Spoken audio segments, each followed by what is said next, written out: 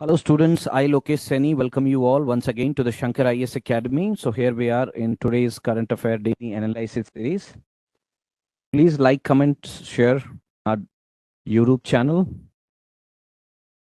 So today's topics for the discussion would be the education and employment gap. कि कहाँ education और employment में जो gap है उसको कैसे fulfill करना है. Then we'll discuss about the rarest of the rare doctrine which is being used in the historic case of Bachchan Singh versus State of Punjab. Now, recently, Odisha High Court has been, intervening in particular matter. And third topic, we'll discuss about the bonded labor.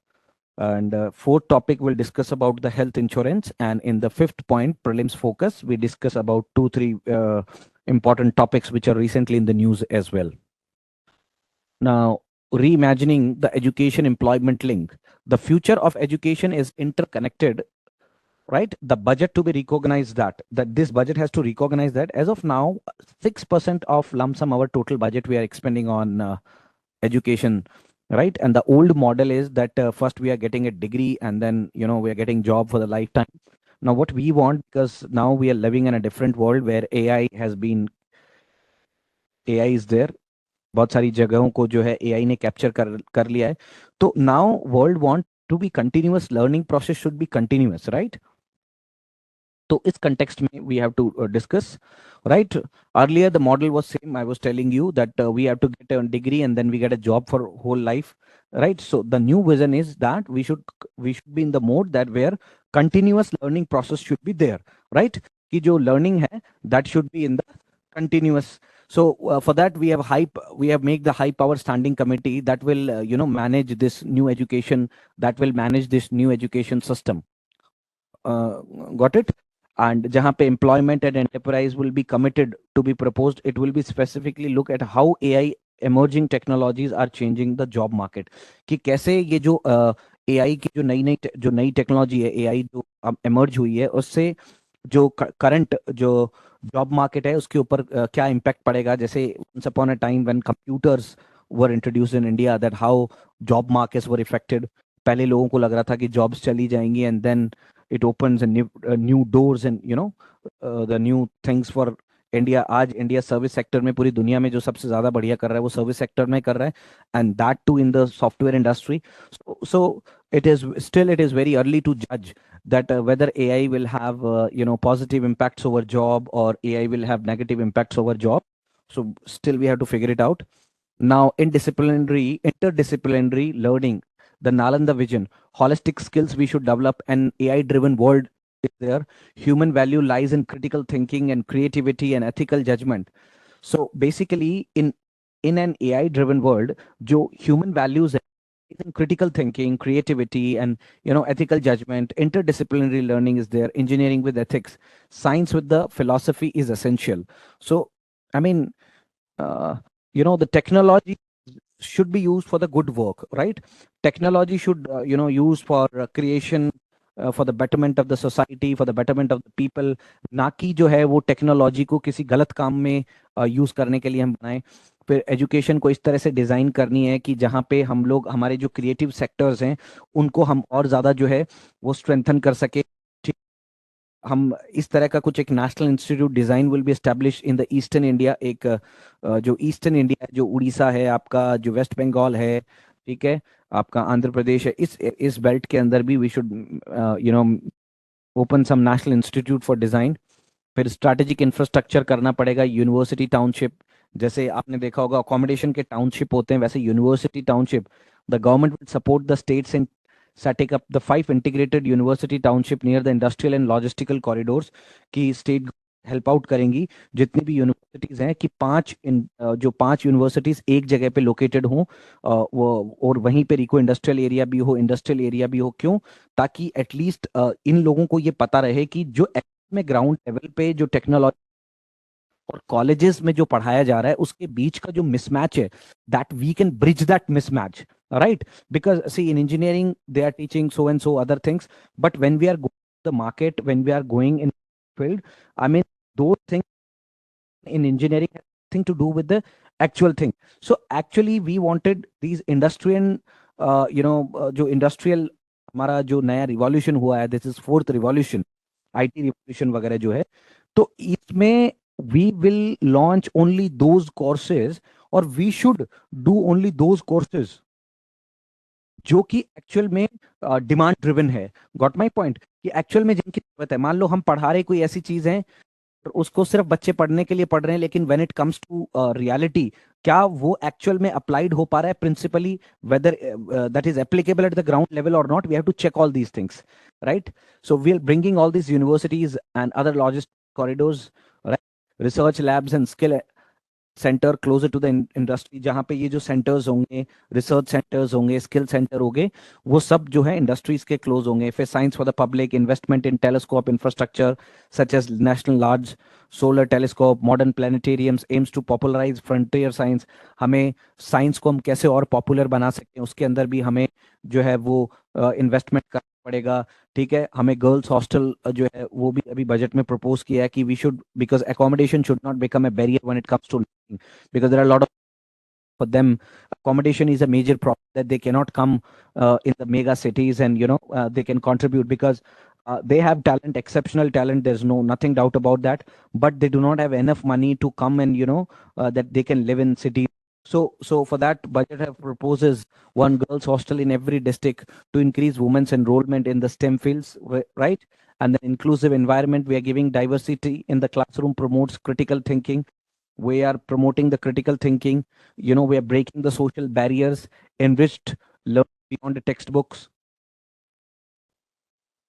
the global workforce, local roots and global wings, strategic location, the strategic location set up near industrial and logistical corridors, set up near industrial and logistical corridors to align the academia with the economic hubs.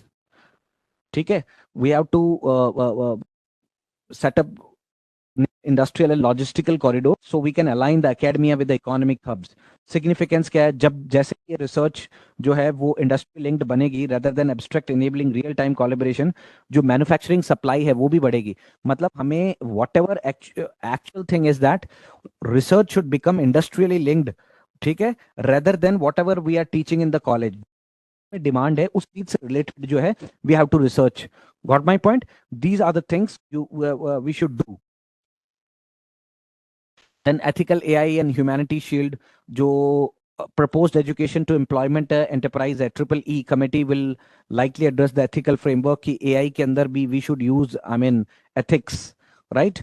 That the AI should be for the use for the good use for the people, right? ना कि लोगों के बुरे कामों के लिए use हो या कुछ उल्टी सीधी चीजें करने के लिए हो। मेंस प्रैक्टिस क्वेश्चन एग्जामाइन की, हमें एग्जामाइन करना है कि कैसे रिसेंट जो हमारा बजट है उसने प्रपोज किया है that aim to transform the education employment relationship, जो education employment relationship in India through interdisciplinary learning, industrially linked university township और ethical AI framework.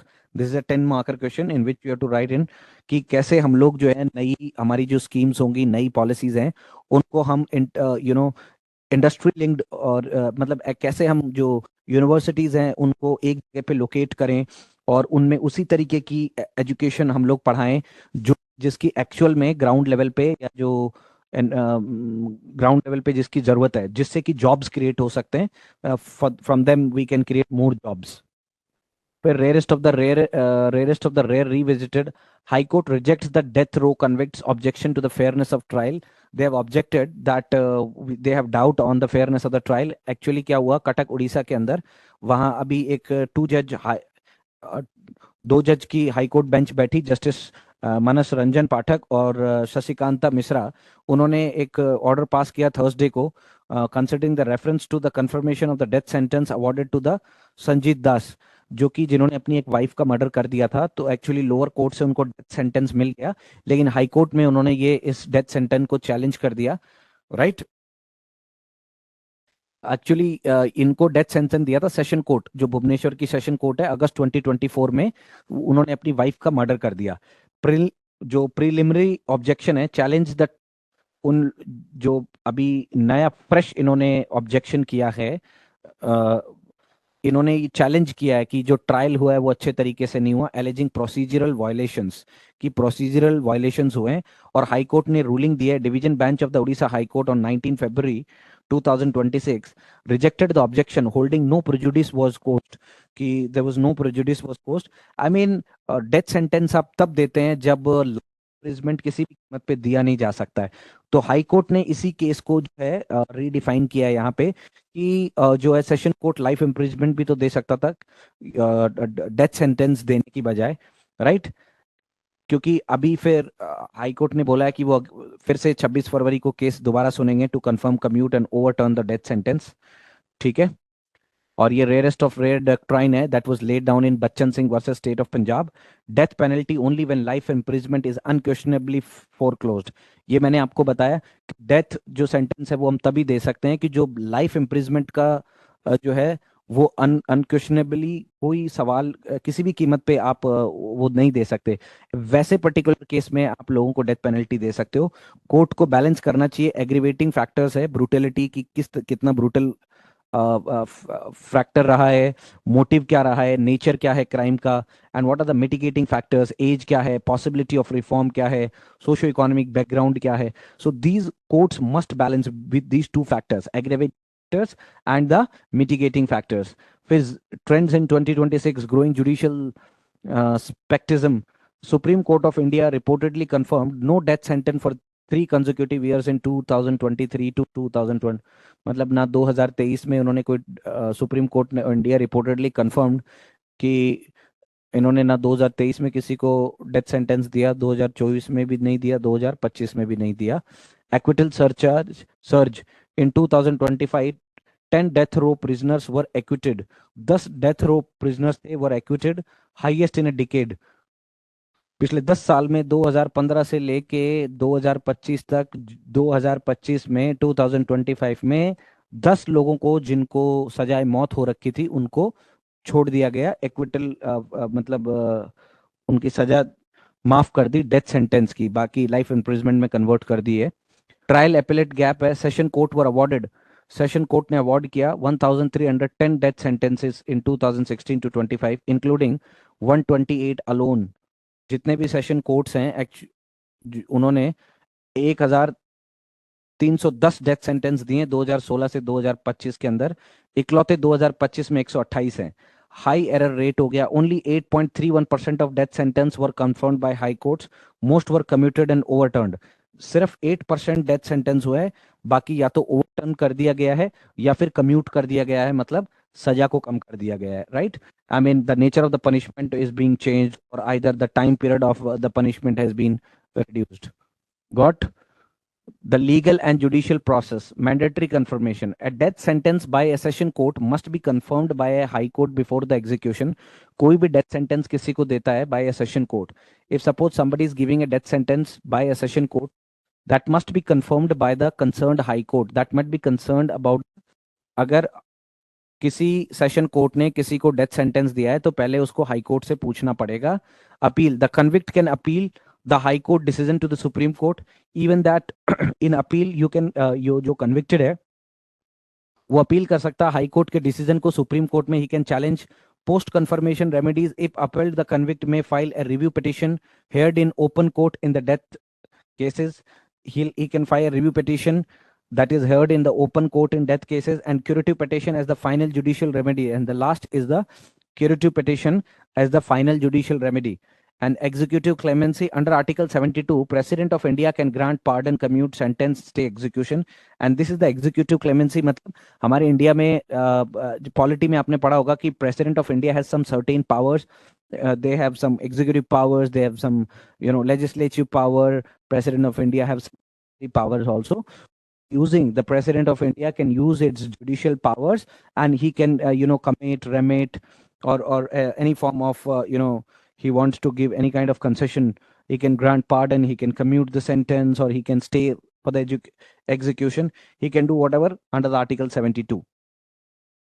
Then under BNS 2023 Bharatiya Nyaya Sanhita, the Bharatiya Nyaya Sanhita 2023, which repealed the IPC Indian Penal Code, retains the death penalty for approximately 14 categories of BNS 2023 में 14 categories of crime में India के अंदर जो है there is a death sentence for how many types of crime। If in this particular list of 14, if you fall into this category, then only can somebody give you the death sentence। Got my point? It has expanded it scope to include offence like mob lynching, उसने expand किया है scope को, it has expanded it scope to include the offences like mob lynching हो गया, rape of a minor, ठीक है, अगर minor mob lynching किया आपने या माइनर का रेप किया तो it will be, you will be under booked under भारतीय न्याय संहिता, ठीक है। International law, the blue ribbon argument हो गया, global trend, 140 countries have abolish the death penalty and law in practice, ठीक है। 140 से ज्यादा कंट्रीज ने डेथ पेनल्टी को अपने देश से हटाई दिया है, ठीक है। डिप्लोमेटिक फ्रिक्शन है, ठीक है। India's retention of the death penalty often complicates extradition treaties with countries like many in the European Union that refuse to extradite suspect if they face gallows. बहुत सारे इंडिया में ये डेथ सेंटेंस है, इस वजह से बहुत सारे यूरोपियन कंट्रीज जो हैं, जो इंडियंस वहां जाके बस जाते हैं या भाग के रह लेते हैं साइलम, तो यूरोपियंस उनको इंडिया के हवाले इसलिए भी नहीं करते क्योंकि उनको डर होता है कि ये इससे वायलेशन करेंगे और उसको जबरदस्ती फांसी पे चढ़ा देंगे। ये भी एक रीजन है कि ये लोग खबर देते नहीं और इतना आसान नहीं होता है। फिर clear guidelines and standardise the rarest of rare criteria, Bachan Singh versus state of Punjab to reduce the inconsistency. फिर रीजंट डिसीजन है, even in the heinous crime, जो बहुत ज्यादा घिनौने क्राइम्स हैं, death penalty should be not imposed if reform is possible, no future threat exist. अगर reform possible है और हमें ये लगता है कि कोई फ्यूचर थ्रेट एग्जिस्ट नहीं करता है, तो हमें इवन हीनियस क्राइम्स के अंदर भी जो है वो हमें डेथ पेनल्टी नहीं देनी चाहिए। There will be a time delays, no hesitate, ensure proportionally, capital punishment must be imposed cautiously and only for the gravest offense, ensuring punishment matches the severity of the crime, ठीक है। ये बहुत important line है कि जो capital punishment है वो that should be imposed cautiously, that should be imposed only cautiously and only for even those gravest offenses, that ensures that punishment will match the severity of the crime. Again, there will be a mains practice question, 15 marker, 250 words, that examine the challenges in the application of the rarest of the rare doctrine in India's death penalty jurisprudence. Do recent trends indicate a need for clearer sentencing guidelines? This you have to answer. ठीक है। Bonded labour in India, law versus ground reality, temporary relief from bonded labour landmark, जैसे बंधुआ मजदूर कहते हैं, आपने देखा होगा बहुत जगह हम लोग मजदूरों को परमानेंटली जैसे ये अंग्रेजों के ज़माने में होता था कि भाई ये घर में मेरे काम कर रहा है तो हमेशा ये मेरे घर में काम करेगा। Landmark law has formulated to end the bonded labour market in Indian markets its 50th year of passing. Satya Sundar Barik examines the act relevance and effective through the voice of labours. ये जो एक्ट है, ये एक्टिव और effective तभी रहेगा when voices of the laborers in Odisha who slipped back into the bondage even after being officially rescued। Officially rescue होने के बाद भी अगर कोई मुंह खोल रहा है तो फिर किससे काम चलेगा? Got my point? These are the things. Article 23 आपको पता है प्रोहिबिट करता है किसी भी तरीके की ह्यूमन ट्रैफिकिंग को, राइट, इन किसी भी तरीके के डिस्क्रिमिनेशन को। It prohibits the human trafficking of human beings and beggar and other similar forms of forced labour. The landmark for the law, the bonded labour system, that is abolition act 1976, जो bonded labour act that comes under the abolition act 1976 mandate officially ended the bonded labor system in India to prevent economic physical exploitation। उन्होंने mandate किया कि it officially ended the bonded, जो हमारे यहाँ देश में system था जो प्रिवेंट कर रहा था इकोनॉमिक और फिजिकल एक्सप्लॉयटेशन को। फिर हमने डेफिनेशन किया, right, that bond labor is a form of forced labor where a person works to creator to repay a debt। मतलब वो आदमी तब तक काम करता रहता है जब तक वो उसका कर्जा नहीं चुका पाता है, right, often under the exploitative condition. ज्यादातर बॉन्डेड लेबर में एक्सप्लॉयटेटिव कंडीशन ही होती है, इस वजह से जो है ये उसको एक्सप्लॉइट करते हैं, राइट, कि उसको पता होता है कि भाई मुझे छोड़ के तो कहीं जा नहीं सकता, राइट। की अथॉरिटीज होते हैं, डिस्ट्रिक्ट मजिस्ट्रेट होता है, प्राइमरी रिस्पॉन्सिबल होता है फॉर द आइडेंटिफिकेशन, ठीक है, रिलीज और rehabilitation of the bonded labours.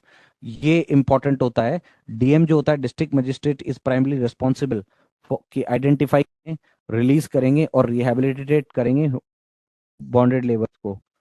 फिर हो गया vigilance committees, must be constituted at the district, है ये सिर्फ डिस्ट्रिक्ट लेवल पे कॉन्स्टिट्यूट करनी चाहिए और सब डिविजनल लेवल पे जहाँ पे एसडीएम बैठते हो, to advise the DM on the implementation of the act. तो एडवाइस करें कि भैया कैसे इन चीज़ों को इम्प्लीमेंट कराओगे आप। फिर विशियस साइकिल ऑफ डेबिट है, social justice, extreme poverty forces worker to take small loans for survival.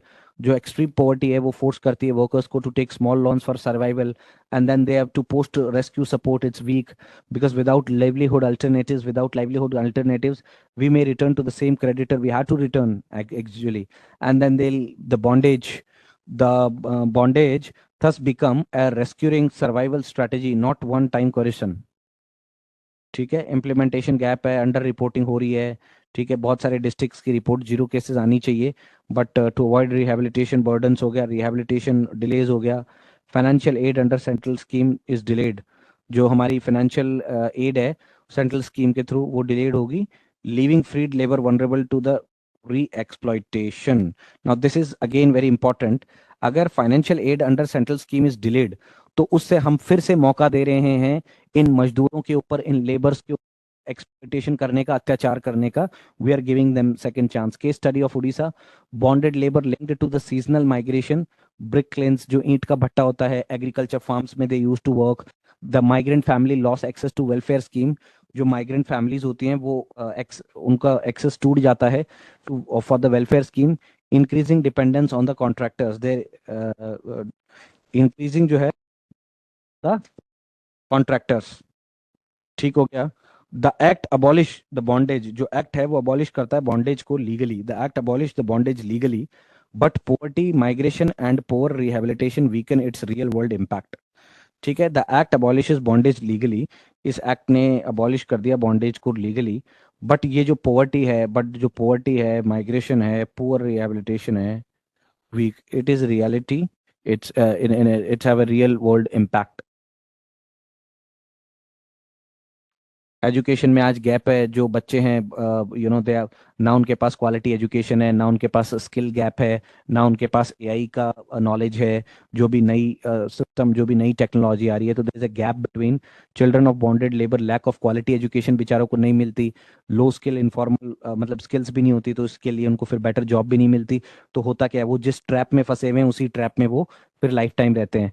ठीक है, एआई डिवाइड हो गया। AI driven growth benefit formal sector. जो एआई ड्रिवन ग्रोथ है वो बेनिफिट कर रही है फॉर्मल सेक्टर्स को, वाइल बॉन्डेड लेबर प्रसिस्ट करता है in formal economy, widening the inequality. With reference to the bonded labor system, 1976, consider the following statement. The act abolished the bonded labor system as existing bonded debit. Okay, correct हो गया. The financial assistance to released bonded laborers is to provide under central sector scheme for the union government. The act applies only to the agriculture labor, to other sector. No. So third is wrong. Then the correct answer is only one and two. It's not only applied to these people only. So I think first and second, yes, first and second is the correct answer. And the last is your health insurance going to cover everything you need, or do you need a medical contingency fund? क्या हमारी जो health insurance होती है उसमें हम सब कुछ include कर रहे हैं या कुछ अलग से भी हमें चाहिए? Even among unsecured families, the coverage gaps remain out of pocket expenditure. Still account nearly 40% of the total healthcare is spending. Yeah, जो जो स्टिल अकाउंट नियरली जो 40% है टोटल हेल्थ केयर की, वो इंडिया में स्पेंड कर रही है। ठीक।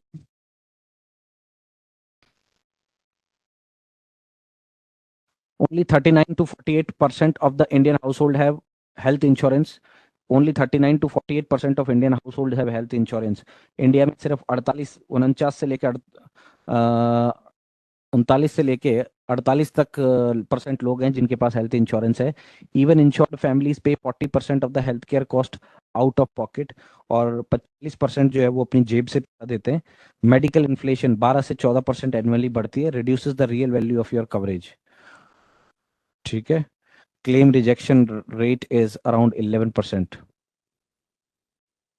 फिर थिंकर्स पर्सपेक्टिव है, Amartya Sen, capability information asymmetry है, कैपेबिलिटी अप्रोच, हेल्थ एक प्री कंडीशन फंक्शनिंग है। Without health individual lack the real freedom. जब तक आदमी के पास अच्छा स्वास्थ्य नहीं रहेगा, अच्छी हेल्थ नहीं रहेगी, there is nothing. If health is there everything is there, if wealth is lost nothing is lost. If health is lost, something is lost, but if character is lost, then everything is lost. So first of all, character is important, then health is important. Wealth is not that, health is wealth only nowadays, right? Information asymmetry hai. In the private insurance system, doctors know more than the patients. ठीक है, In a private insurance, doctors know more than the patient risk of over treatment and profit driven exploitation. क्योंकि doctors को ज़्यादा पता होता है तो वो एक्सप्लॉइटेशन करने के लिए इनसे ज़्यादा चीज़ें भी मांग सकते हैं. इम्प्लीकेशन, बहुत सारी बार ये फेवर देखा गया है. Strong public provision, single player model to ensure equality and reduce market failures. फिर अभिजीत बैनर्जी ने और एस्थर डोफ्लो ने पॉवर्टी ट्रैप को, एक बार जो पॉवर्टी के ट्रैप में फंस जाता है फिर वो फंसा ही रहता है. ठीक है, गरीब और अमीर होता जा रहा है. Health social class, sonic Ericsson, sonic aggression. The quality healthcare often varies by class, reinforced inequality. Health is integral to Article 21. So these are the all things. फिर कॉन्स्टिट्यूशनल लैंग्वेज है, आर्टिकल 21 है, आर्टिकल 47 है. Administrative linkages हैं, right. Geographical linkages हैं. Insurance penetration is concerted in south and most front, मतलब ज़्यादातर south, क्योंकि वहाँ लिटरेसी रेट है तो ज़्यादातर वहाँ के स्टेट्स के अंदर ज़्यादा है. नॉर्थ ईस्ट में और सेंट्रल स्टेट लैग बिहाइंड. जितना जो गैप है नॉर्थ के बीच में और नॉर्थ ईस्ट के बीच में, उतना ही गैप है नॉर्थ और साउथ के बीच में भी. नॉर्थ के लोगों के पास ज़्यादा, north eastern central eastern are lag behind. Wide ranging regional health inequalities are there. फिर है Bhore committee 1946 is primarily associated with which of the following? That is public health. Public health is the correct answer. Yes. All India official language conference है. ठीक है. That international indoor exhibition centre है अफिनी अगरतला में. ठीक है, त्रिपुरा के अंदर. जो डिपार्टमेंट ऑफिशियल लैंग्वेज है जो कि मिनिस्ट्री ऑफ होम अफेयर्स के अंदर में आता है. और ऑब्जेक्टिव क्या है ऑल इंडिया ऑफिशियल लैंग्वेजेस का? प्रमोट करता है effective implementation of Hindi as the official language. ठीक है. To promote effective implementation of Hindi as the official language, to facilitate exchange of best practice among the government bodies. ठीक है. Guided by the principle 6R, reduce, reuse, recycle, refurbish, recover and repair. Circular economy यही होती है. Circular economy यही होती है. Reduce, reuse, recycle, refurbish and recover and repair. ठीक है. और 2050 तक इंडिया की सर्कुलर इकोनॉमी हो जाएगी, expected to reach market value of $2 trillion and create 10 million jobs. हम 2050 तक 2 ट्रिलियन जॉब्स निकाल पाएंगे और 10 million jobs, will be 10 lakh jobs. ये सर्कुलर इकोनॉमी है. ये रिड्यूस करना है फिर रीयूज करना है. पहले रिड्यूस करना है फिर यूज करना है फिर रिसाइकिल करना है फिर रिफर्बिश फिर recover and then repair. AI impact case book health and education. AI India and AI जो सबमिट है, इम्पैक्ट है 2026 में, जो अभी ministry of health and family welfare ने करवाई है. और मिनिस्ट्री स्किल डेवलपमेंट एंटरप्रेन्योरशिप और India AI mission partner WH square foundation हो गया. ठीक है. To document real world AI deployment they have been scaled beyond the pilots. with reference to AI impact casebook, with reference to with reference to AI impact casebook, health and education launched at the India Impact Summit 2026, consider the following. It was prepared jointly by Ministry of Health, Family Welfare and the Ministry of Skill Development and Entrepreneur. It focused exclusively on AI development on territorial hospital high educational institution. Nothing like that. Only first option is the correct. So this is for the today's class. Please like, comment and share Shankar IAS. Keep watching Shankar IAS. Have a nice day.